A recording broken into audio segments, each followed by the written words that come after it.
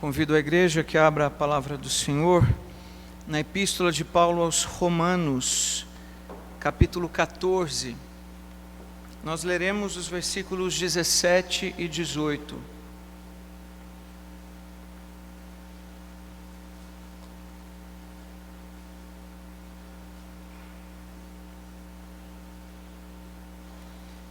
Romanos 14, 17 e 18. Eu convido a todos que se coloquem em pé mais uma vez. Vamos ler esses dois versículos a uma só voz. Diz assim a palavra do Senhor: porque o reino de Deus não é comida nem bebida, mas justiça e paz e alegria no Espírito Santo.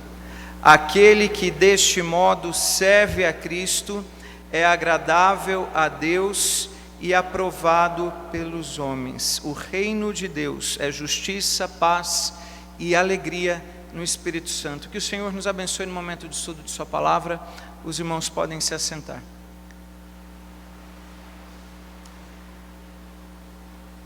Deus é rei desde a eternidade. Ele governa todo o universo, todo o mundo, antes mesmo do mundo ter sido formado. Deus já era Deus e já tinha todo o poder e governando tudo aquilo que Ele mesmo determinou que acontecesse.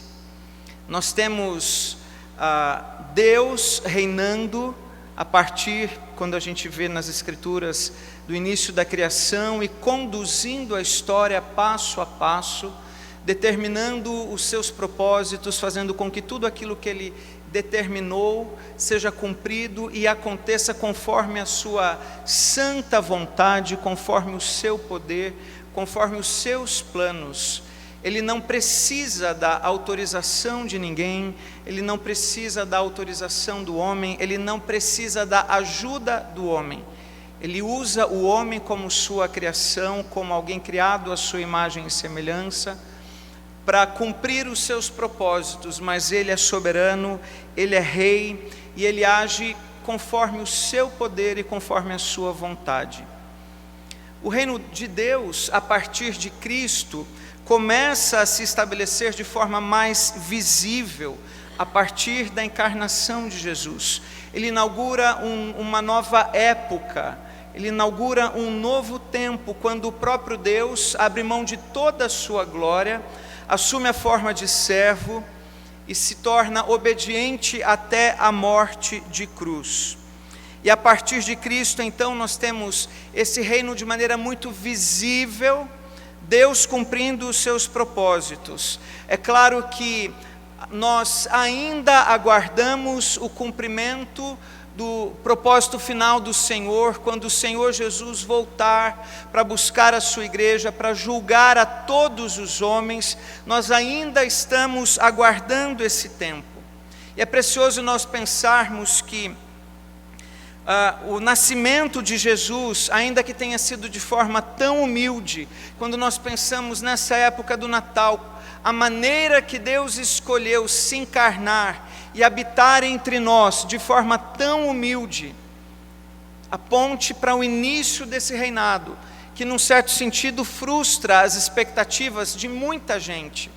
Já havia há muito tempo muitas profecias sobre a vinda do Messias, e era muito natural que toda a expectativa do povo se firmasse em grandes acontecimentos, que esse Messias prometido há tanto tempo viesse de uma forma muito grandiosa, chamando toda a atenção para a inauguração desse tempo tão especial. Mas nós conhecemos a história e sabemos que não é assim que acontece. Ele vem de forma humilde, e conforme a própria palavra lida nessa noite, nascendo numa cidade pequena, numa cidade politicamente desprezível, sem grande importância. Ele nasce numa manjedoura. Ninguém escolheria um lugar como aquele para que o seu filho nascesse.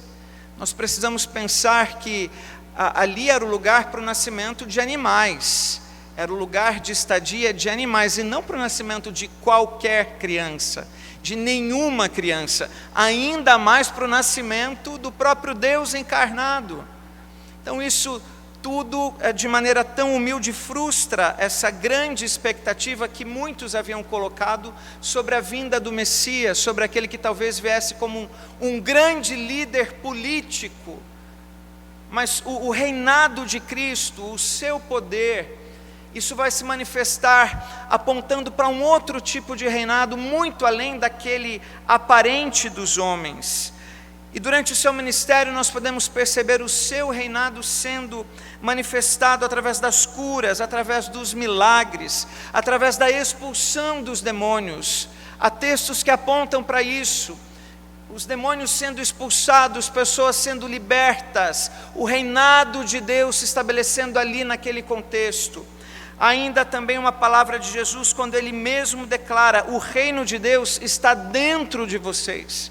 Está no coração de todo aquele que entende a vinda do Messias, de todo aquele que passa a segui-lo como seu Senhor e Salvador, todo aquele que se submete à vontade de Deus e que passa a obedecer então os propósitos de Deus para a sua vida.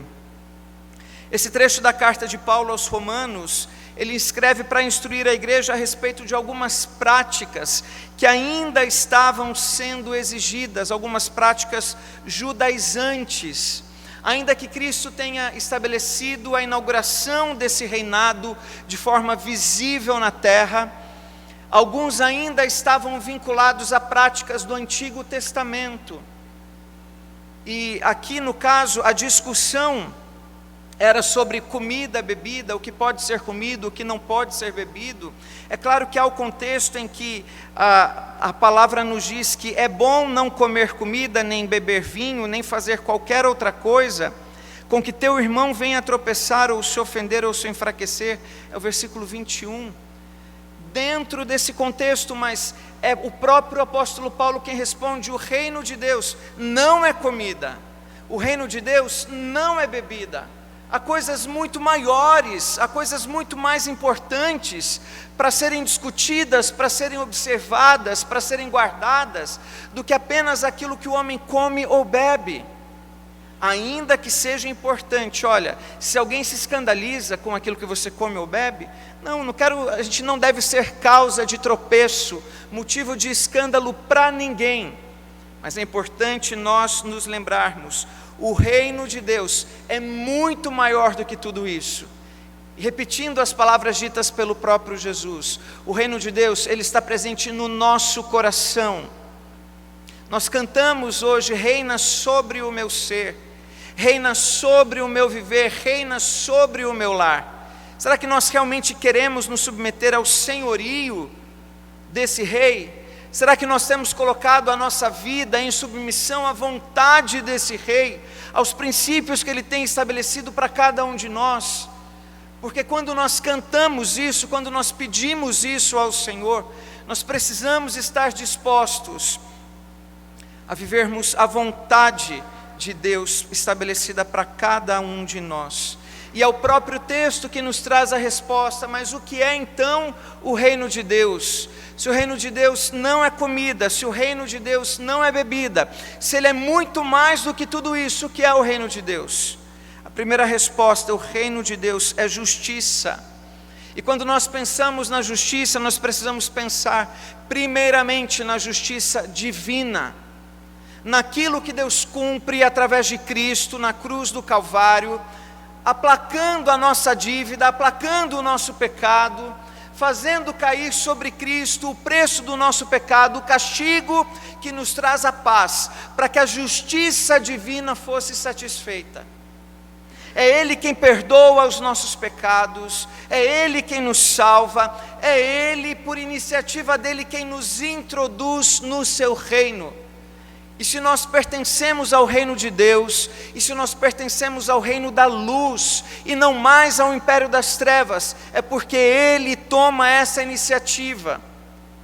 É porque Ele envia o seu Filho Jesus, para pagar o preço pelo pecado de todos aqueles que seriam atraídos a Cristo, de todos aqueles que conseguiriam compreender pela ação do Espírito Santo na mente e no coração do homem, pela ação do Espírito Santo abrindo os nossos olhos, para que a gente pudesse contemplar Cristo Jesus e entender o sacrifício dele naquela cruz como sendo suficiente para nos religar a Deus, como sendo o único caminho para nos aproximar do Senhor. O reino de Deus é justiça, a justiça divina satisfeita na cruz, para que pudéssemos ter vida e vida em abundância. O reino de Deus é essa justiça que transforma o coração do homem. Agora, quando nós pensamos na justiça, nós temos também, como discípulos de Cristo, um chamado à justiça. E do Antigo ao Novo Testamento, vários textos apontam para isso. Aqueles que eram comprometidos com Deus, comprometidos com a palavra, deveriam ser instrumentos de Deus, agentes da justiça do Senhor, aonde Deus tem nos colocado. Nós temos várias expressões para que pudéssemos cuidar, nos atentar dos órfãos, das viúvas, dos mais carentes. Nós temos vários textos que apontam para o chamado que nós temos para sermos agentes da justiça de Deus aqui neste lugar. E quando nós pensamos na justiça terrena, na justiça dos homens, como é a justiça no reino dos homens? O que nós temos visto na nossa nação, como é a justiça no arraial brasileiro? Muitas vezes nós ficamos assustados, entristecidos, porque parece que a justiça verdadeira não chega a nós. Parece que somos vítimas de uma constante injustiça, por pessoas que distorcem a lei para os seus proveitos próprios, para facilitar os seus caminhos, e muitas vezes nós temos essa sensação. Agora precisamos nos lembrar que nós temos um chamado para sermos agentes da justiça, para sermos instrumentos da justiça de Deus, no lugar em que Ele tem nos colocado. Nós temos essa grande responsabilidade, pensando que o reino de Deus, ele é justiça, primeiramente a justiça divina, através de Cristo na cruz do Calvário, e depois a justiça entre nós, e nós como esses agentes responsáveis, precisamos não nos calar, não podemos nos omitir, não podemos nos isentar das nossas responsabilidades. Há um pensamento muito comum e muito repetido nessas últimas épocas que diz que o que nos assusta não é o grito dos maus, mas é o silêncio dos bons. E se nós somos discípulos de Cristo, nós temos o dever de espalharmos essa justiça, de contribuirmos para que a justiça de Deus seja manifestada no lugar em que Ele tem nos colocado. O reino de Deus é justiça, mas o reino de Deus também é paz. Primeiramente, paz com Deus. O próprio Paulo aos Romanos nos diz isso: justificados mediante a fé, temos paz com Deus, por intermédio do nosso Senhor e Salvador Jesus Cristo. Nós fomos reconciliados com o Senhor. Estávamos mortos nos nossos delitos e pecados, éramos por natureza inimigos, estávamos distantes, e nunca pela vontade do homem ele se voltaria para Deus, totalmente incapaz de fazer isso. Mas Deus vem restabelecer esse relacionamento, Deus vem buscar o homem, Deus vem salvar o perdido, Deus vem restabelecer esse relacionamento que por um tempo, por causa do pecado, um relacionamento quebrado, relacionamento de inimizade, mas agora por causa de Cristo, por causa da justiça de Cristo satisfeita na cruz do Calvário, nós podemos ter paz com o Senhor. E não há nada mais precioso do que sabermos que nós temos paz com Deus, sabermos que toda a nossa dívida foi paga, que nós não devemos mais nada, seremos incapazes de pagar, de quitar essa dívida com o Senhor. Mas é Ele mesmo quem toma essa iniciativa e vem nos religar a Ele, e vem nos aproximar dEle, e sabermos que em nosso coração agora, nós podemos desfrutar desta paz, a paz que vem de Deus. É Jesus quem diz: eu deixo-vos a minha paz, não vou-la dou como o mundo a dá. Essas coisas eu vos tenho dito para que tenhais paz em mim. Como é a paz no reino dos homens? Será que nós podemos falar de paz no reino humano? Será que nós podemos falar de paz sem que seja olhando para o nosso Deus e descansando no Senhor? Paulo, escrevendo aos Filipenses, diz que quando nós oramos ao Senhor entregando a Ele as nossas ansiedades, a paz que excede todo entendimento vai guardar a nossa mente e o nosso coração em Cristo Jesus. É essa paz que deve nos guiar, é essa paz que deve guardar o nosso coração, é essa paz que deve trazer descanso à nossa alma. E quando nós olhamos as circunstâncias, bastam 5 minutos, talvez seja muito tempo, mas 5 minutos no noticiário, para a gente perceber que entre os homens não há paz verdadeira. Há guerras, há conflitos, há mortes, há discórdias, há inimizades e tantas outras ações humanas que evidenciam a ausência dessa paz. E se o nosso coração não estiver conectado com o Senhor, se o Senhor não estiver de fato reinando sobre as nossas vidas, reinando sobre todo o nosso ser, reinando sobre todo o nosso coração, nós não desfrutaremos dessa paz, a paz que vem do Senhor. Só Ele é capaz de dar paz em meio a circunstâncias contrárias. No reino dos homens, a paz talvez fosse descrita como ausência de guerras. Se a gente não tem guerras, se a gente não tem conflitos, se a gente não tem problemas nos nossos relacionamentos, aí ok, então nós estamos em paz. Mas no reino de Deus, essa paz é aquela que excede todo entendimento, que vai além de toda explicação. É a paz que vem de Jesus, que não é a paz que o mundo tenta nos oferecer. E que mesmo quando as circunstâncias ao nosso redor são circunstâncias adversas, mesmo quando nós enfrentamos problemas difíceis, mesmo quando nós temos lutas tremendas, no nosso coração, nós ainda assim podemos desfrutar da paz que vem do Senhor, porque Ele é a nossa paz, porque Ele é a razão da nossa paz. É dessa forma que você tem vivido, se submetido ao reinado de Deus na sua vida, entendendo que primeiramente esse reino, ele é justiça, entendendo que esse reino é paz, mas que conforme a continuação do próprio texto, ele é alegria no Espírito Santo. Olha que expressão bonita, alegria no Espírito Santo. Deus é a razão da nossa alegria. A alegria que vem de Deus, ela, assim como a paz, ela não está vinculada ou não deve estar vinculada às circunstâncias exteriores, não.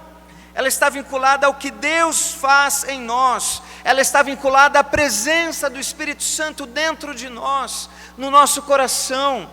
Nós somos templo do Espírito Santo, Ele habita em nós, isso deve ser motivo para termos alegria, para vivermos essa alegria. Isso deve ser o motivo da nossa esperança, o motivo do nosso sorriso, o motivo de prosseguirmos na confiança do nosso Deus. A palavra por várias vezes nos diz: alegrai-vos no Senhor. Paulo aos Filipenses: outra vez vos digo, alegrai-vos. Alegrem-se o coração daqueles que buscam ao Senhor. A alegria do Senhor é a nossa força. É certo que a gente enfrenta momentos difíceis, é certo que nós enfrentamos tristezas ao longo da nossa vida. Todos nós reconhecemos isso, mas apesar de tudo isso, além de tudo isso, no nosso coração deve estar presente essa alegria que aponta para um reinado de Deus, para o reinado do Senhor na nossa vida.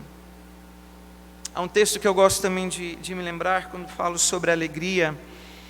Salmo 51, Davi, quando ora ao Senhor, restitui-me a alegria da tua salvação. Ele havia pecado, e durante certo tempo, ele tentou esconder o seu pecado, até que foi confrontado pelo profeta, e ali então, ele percebe o seu erro, ali então ele é convencido de que estava totalmente distante de Deus, e já como fruto desse arrependimento, ele escreve o Salmo 51, que é uma oração de arrependimento ao Senhor, confessando ali o seu pecado, a sua iniquidade, clamando pela ação de Deus em seu coração. E uma das orações, um dos pedidos que ele faz ao Senhor é: restitui-me a alegria da tua salvação. Será que nós não precisamos também clamar a Deus para que essa alegria seja devolvida, para que Deus mesmo traga essa alegria? Porque muitas vezes parece que nós vamos andando por aí, prosseguindo a nossa vida, mais marcados pela tristeza, ou dominados pela tristeza, do que pela alegria, pela presença do Espírito Santo. Ora, se o Espírito Santo habita em nós, se nós somos templo do Espírito Santo, se o reinado de Deus é essa alegria, nós precisamos desfrutar dessa alegria, nós precisamos experimentar essa alegria, nós precisamos transmitir essa alegria. E muitas vezes nós estamos transmitindo tristeza, nós estamos compartilhando os nossos lamentos, os nossos murmúrios, as nossas lágrimas. Onde está a alegria de Deus em nós nessa hora? É por isso que, se for o caso, precisamos clamar: Senhor, restitui-me a alegria da tua salvação. Davi sabia que não era ele próprio quem iria produzir essa alegria, por isso ele clama para que Deus trouxesse essa alegria de volta.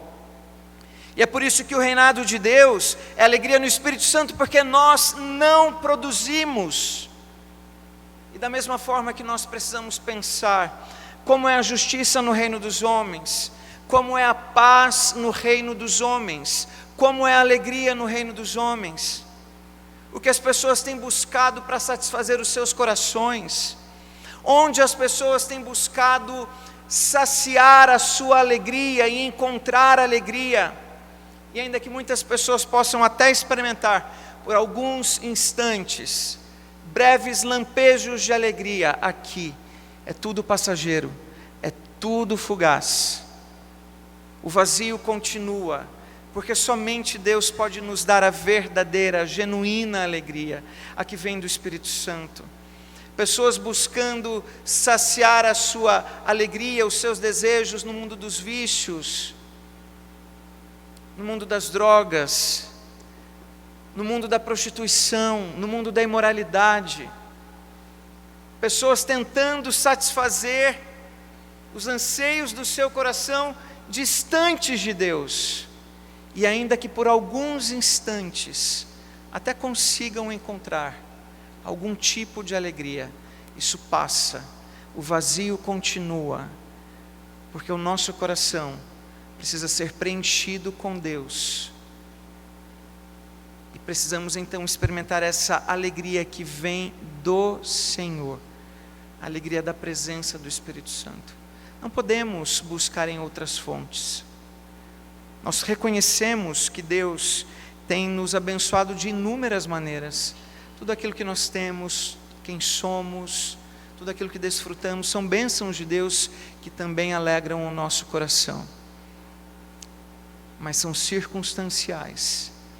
Um texto que aponta para essa alegria, para a presença do Espírito Santo.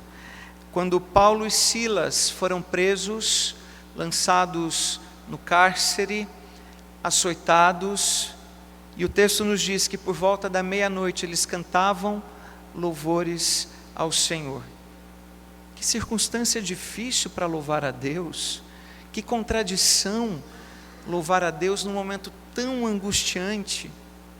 Mas aquele que tem a presença do Espírito Santo em seu coração, mesmo nas circunstâncias mais adversas, ele consegue louvar a Deus, ele consegue alegrar-se no Senhor. No Senhor. É isso que faz toda a diferença.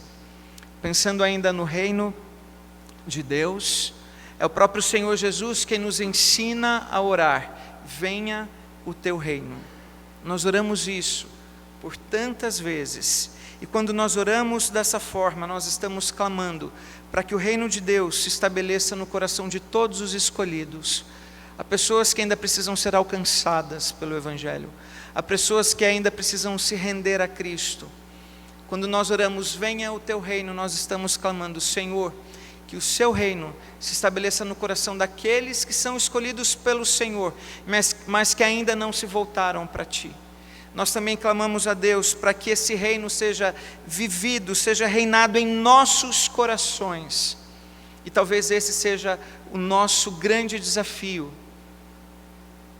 entregarmos todo o nosso coração, não permitir nenhuma forma de idolatria, não permitir em nenhum momento que a nossa vontade possa prevalecer, mas quando Ele reina sobre todo o nosso ser, sobre todo o nosso coração, nós obedecemos ao Senhor, nós nos submetemos à vontade dEle, nós nos curvamos àquilo que Ele tem para cada um de nós. Quando oramos, venha o teu reino, estamos clamando isso: Senhor, reina sobre todo o meu ser, reine sobre todo o meu coração. E também clamamos para que o reino de Deus se estabeleça de forma completa e definitiva. Nós aguardamos a vinda do Senhor, nós já estamos participando deste reino, o reino de Deus já é presente entre nós, mas não de forma completa e definitiva. Isso só vai acontecer quando o Senhor Jesus voltar para buscar a sua igreja, quando o Senhor Jesus voltar para julgar a todos. Ele está reinando, sentado à destra de Deus Pai, e nós clamamos a Ele: Senhor, venha o teu reino, clamando para que esse reino se estabeleça de forma completa e definitiva.